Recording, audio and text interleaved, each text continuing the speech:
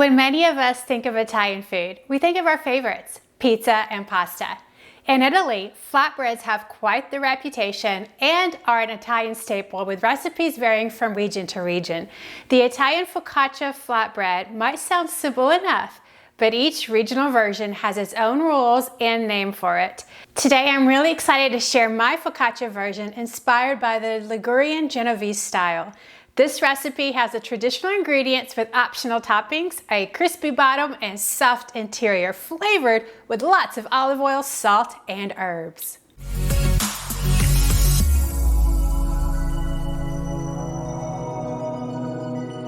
Focaccia comes from the Latin words pinus focaccius, meaning the center of the fireplace, bread, which is where the bread was once baked. In its most basic form, focaccia is a very simple, thin flatbread, like a pizza crust made of flour, water, olive oil, yeast, and salt. You can find both savory and sweet versions of focaccia in Italy. For savory focaccias, they can be sandwiched with cheese, topped with onions, tomatoes, green or black olives, rosemary, oregano, basil, sage, salami, pancetta, pork cracklings, or anchovies, not all together, of course. And how about the sweet versions, topped with grapes or caramelized sugar, like a French crème brûlée? Woo! Honestly, it's a bit intimidating to decide on a focaccia version to make, since there are about as many as there are chips in the chip aisle in the American grocery store. With that, my version goes back to the basics and classics of focaccia, keeping it simple. I'll give you lots of suggestions for toppings in the recipe linked below. Let's look at the ingredients. I'm really excited about this recipe. All-purpose flour, bread flour, salt, yeast, extra virgin olive oil, butter, rosemary, which is optional, and barley malt or honey. I'm using barley malt because I have it, and it's often used in Italian bread baking. Let's begin by preparing the pan. I'm following the Italian recommendation for a 2 centimeter, which is about 3/4 of an inch tall, classic flatbread. And to get that height, I'm using my 18 by 13 inch baking sheet, but if you just have a 12 by 17, you could totally use that. You're gonna add about 1 tablespoon of olive oil to the pan itself. You're gonna rub the olive oil in. You wanna get the bottom and the sides. You wanna take a sheet of parchment paper and place it down in the pan and then press it so that it adheres to the pan itself. You sort of wanna get those edges, the corners, just flatten it out as much as you can. And your sheet of parchment paper should be a couple inches beyond the ends of your pan, because that's gonna be where we lift the bread out of the pan. It just makes it much easier if you've got a little bit of something to grab onto. Add another about a tablespoon of olive oil over the parchment paper. This is gonna help the dough to keep from sticking, and it's gonna add flavor, and it's going to brown and make the bottom of our focaccia crusty. Our pan is ready to go. We're just gonna set it aside and start making the dough. To the bowl of a stand mixer, we're going to sift in 240 grams of all-purpose flour. You can use a regular bowl if that's what you have instead of a stand mixer. And then we're going to add 240 grams of bread flour. That's a total of 480 grams of flour, meaning 4 cups of flour. I'm sifting this because I want my dough to be really light, since that's what focaccia dough is. And also, I'm using both the bread flour and all-purpose flour. I chose that because their traditional Italian flour is very light in structure, and it takes a while to develop the gluten. What I have found in my test recipeing is that the combination of both helps to keep the dough light, and it provides that glutinous structure that we need without having to take so much time for it to rise. Flour is sifted in, so now we're gonna add 1½ teaspoons of salt and 1¼ teaspoons of yeast. Use your paddle attachment or whisk, and we're just gonna quickly combine all of these together. You wanna turn your machine on just low, just enough for them to combine. You want to measure out 1½ cups, which is 12 ounces of water. Heat it in the microwave for 30 seconds until it reaches a temperature of 100 to 110 degrees. We're going to add 1 ounce, which is 2 tablespoons of olive oil to the water. And then we're going to add 2 teaspoons of barley malt or honey. I've used honey in this, works totally fine. With your machine on low, we're going to slowly pour in our water, oil, and barley malt or honey mixture. Paddle's doing a great job of mixing the liquid in with the flour. We're gonna add 1 ounce of softened butter, which is 2 tablespoons. If your butter was not soft enough, just do a quick dice and put in the microwave for about 10 seconds. Turn your machine on low. We're gonna run it for 2 minutes only. The dough should be smooth, but it will also be very wet and sticky. Scrape down your sides once or twice during that 2 minutes of kneading. If your dough is not sticky and wet, you're gonna have to add a teaspoon of water or so at a time until it's sticky. Notice that's a very sticky dough. Scrape down the sides of your bowl. You want your dough to come together. If your dough is too sticky, you can dip your spatula in water. Okay, so it's all come together and it's at the bottom of my bowl. We're gonna let this sit for 5 minutes uncovered and not touch it. We're gonna run the machine for exactly 1 minute on low, just to mix it one last time. Notice that just that little bit of resting that we did and that little bit of mixing started creating that gluten, but we still have that sticky dough. So let's go ahead and remove the paddle. You're gonna need a work surface to do a little bit of stretching and folding, which is what we're gonna do in place of kneading this dough. We're gonna help the dough come together a little more without kneading. So we're gonna use the stretch and fold technique for this. And what you need to do is first use olive oil and just rub your work surface wherever you're gonna be placing your dough to manipulate it. That's where you want your oil. And so we don't wanna add flour to this. We want this to be a wet fold and stretch without flour, without even additional water, because we already have our hydration level where we want it. Add a little bit of oil to your hands. And if you're using a bench scraper, you don't have to. You could totally use your hand for all of this, but a bench scraper is nice if you have one. Scrape down the edges of your dough from inside of your bowl there. Scoop it out onto your work surface. Add a little bit more oil if you feel like you need to. The purpose of this technique is that we want to trap air into the dough as we manipulate it, and we're going to develop a little bit of gluten, but not much, but we're creating air pockets, and that's what gives us that soft, light interior part of the dough that looks like a sourdough or like a ciabatta bread. We want some nice little pockets there.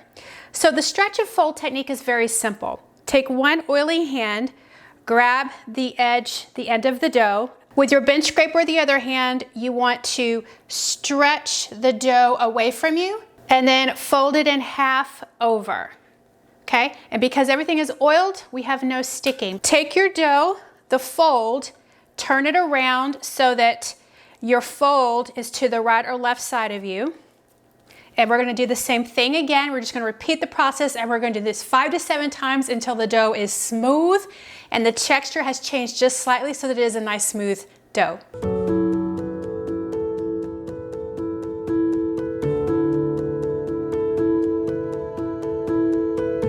I only stretch and fold mine 5 times. Look at that, it's already developing the air pockets. There's a pocket of bubbles showing right there.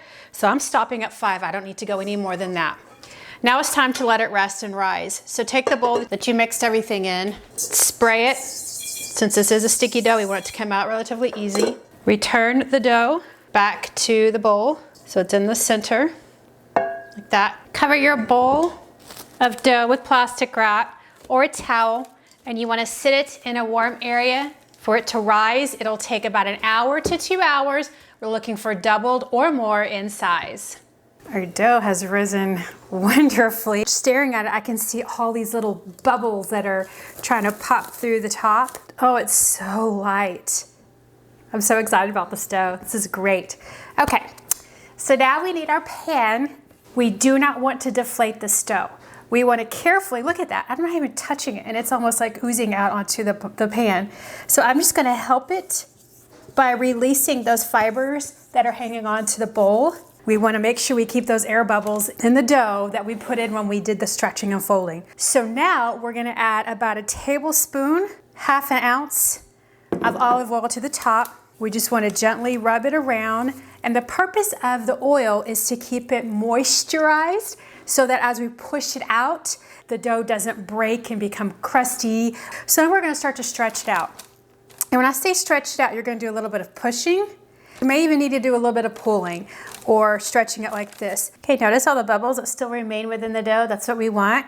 So as you push it out, just try to keep it consistent and about the same width throughout. If the dough starts to retract, like mine's starting to do right now, then stop. Let it get used to its new shape, maybe a minute or two, then come back and then continue to press it out. So you want to do this until you get the dough all the way to the corners, the edges, and that you have a pretty equal thickness all around. Your dough's all pushed out and ready to go. Notice all those little air pockets. It's time for a second rise, so go ahead and spray or oil some plastic wrap. We're gonna place it over the top of the dough. Sit it in a warm area to about double in size, about 30 to 60 minutes. During the last 20 minutes of rising, go ahead and preheat your oven to 450 degrees. Our dough has risen and ready for the oven. In the Focaccia Genovese style from Genoa area of Italy, I'm adding a simple olive oil brine, which is traditional to this region. It's called Salamoia, which just means brine. That's it. So you're simply gonna whisk 3 tablespoons of olive oil, and I've already got 2 in here, so I'm just gonna add my third one. And then we're gonna add 3 tablespoons of warm water. I already have 2 tablespoons of water here, so I'm just gonna add my third one to this. And then we're gonna pour the water into the olive oil, and you're just going to whisk. Now, a true brine would be, we would add salt here, but I want my salt to be coarse and I want it to be visible on top. So I'm just gonna whisk my olive oil and water first. That way I can add my salt later. All right, my oven is preheated to 450, and let's take a look at the dough. It's been rising for an hour, and it has doubled in size. And we just wanna brush on the Salamoia olive oil mixture. And you should use pretty much all of it. Get it on the edges.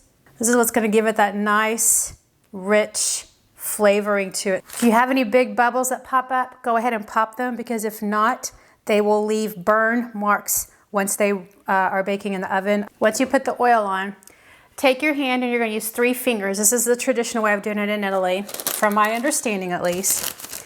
And you're gonna add dimples like this. The reason we add the dimples is it does 2 things. 1, it holds all that wonderful topping. And 2, it keeps the dough at that 2 centimeter height that we are looking for. And then you can add in dimples if you want anywhere else. And notice how the oil just sort of pooled into those holes. And it is the signature look of a focaccia. This is where you would add the rest of your toppings now.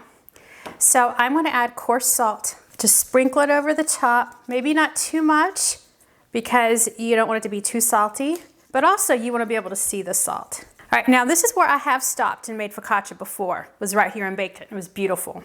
But I'm gonna move to the Tuscany style, and I'm actually gonna add a little bit of rosemary leaves. And I didn't chop mine up too much. I wanted them long because that's traditional of what is served in Tuscany. I think I put 1/4 of a cup in the recipe. You can decide how much you want based on how much you like rosemary, or you can leave it off. It's not even that necessary. Genovese focaccia ready for the oven. We're gonna bake our focaccia on the center rack in the oven. It's preheated at 450 degrees, and we're gonna bake for 15 to 20 minutes until the top is golden brown. Check it out, fresh out of the oven. 20 minutes, nice and golden brown on top. The rosemary looks great, it's not burned, adds beautiful color to this bread. So the last thing we wanna do is add more olive oil. Again, this is the Genovese style. Put about a tablespoon of oil in my little jar here, container, and we're just going to liberally brush on. The olive oil gives it, again, flavor. It also gives it a pretty shine to the top, and it also will soften the top. This bread can be eaten hot or right out of the oven. So we can cut into it as soon as we add our olive oil. Okay, check out our flatbread. So I've already taken off the parchment paper. I want you to see the underside of it. Look how beautiful, you can still see the area holes. We've got our 2 centimeter height, has that nice glossy look with the olive oil. You can see the specks of salt as well as the rosemary. Look at those nice area holes from the pockets we created in the stretch and fold and then the rise. You can also see where the olive oil has soaked into the bread, that top layer, and it's got that crispy, crunchy bottom. Let's do a quick tear. Okay, it has a nice stretch. Look at that. Oh yeah, Oh, that's beautiful bread. Hey, Scott. Hello. Thanks for joining us. Yeah, happy to. Well, it's Italian focaccia day. You ready to take a bite? Yep. All right, it's yours. Go ahead and give it a taste. While you're tasting it, primary flavors should be salt, rosemary, and olive oil. And it's a standard flatbread. So what do you think? This is probably one of my favorite flatbreads. It's very different than other flatbreads because it's not quite as dense as Okay, yes. Because it's meant to resemble something like a really light, like ciabatta bread. And so there's not a lot of kneading to it. It's mainly stretching and folding like a French baguette. So it should have a lot of air pockets in the dough, in the bread. Is that what you're finding? Yeah, definitely. The olive oil really comes out. Some butter in it as well. There's a little bit of butter, but it has olive oil in it. So it's just a lot of, between the olive oil and butter, you're gonna have a lot of flavor in and out of that bread. Yeah, very flavorful. The rosemary is nice as well. Pretty too. Yeah, and I mean, this would be a pretty interesting pizza if we looking at the size of it. Yeah, it's our normal pizza pan is where I bake this. So you could theoretically make pizza out of this, but this bread is light, so it's not like a pizza crust where it can hold a lot of heavy sauces and meats. And the bread itself has a ton of flavor. You don't really want a lot of flavor added to it. Can you see this with cheese, pancetta, onions, olives, tomatoes? Because that's traditional of some focaccias in Italy. Yeah, I was going to say that if you're going to have pizza, then it definitely should be more of an Italian type of pizza. Without a heavy sauce. It's without the heavy sauce, right. He's had quite a bit of this bread lately, but he's had it with soup and you've eaten it as a sandwich as well. Have you had it in a particular way that works best for you? We tried it as a sandwich. It was almost hit the flavors of the bread, so I'd rather eat the bread by itself than eat it as a sandwich. Yeah, you can definitely eat it as a sandwich. They do in Italy, but this bread is so flavorful by itself. I agree with you. Without tasting it, just knowing what's in it and how it smells and what it looks like, I wouldn't want to ruin it, with a bunch of other flavors. Yeah. But cheese would be fantastic. A little bit of cheese on top, you think? Yeah.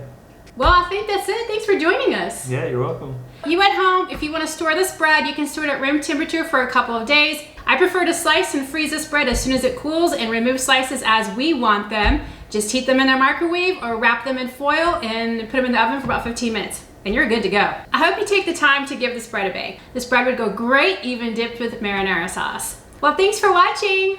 Until next time, go bake the world.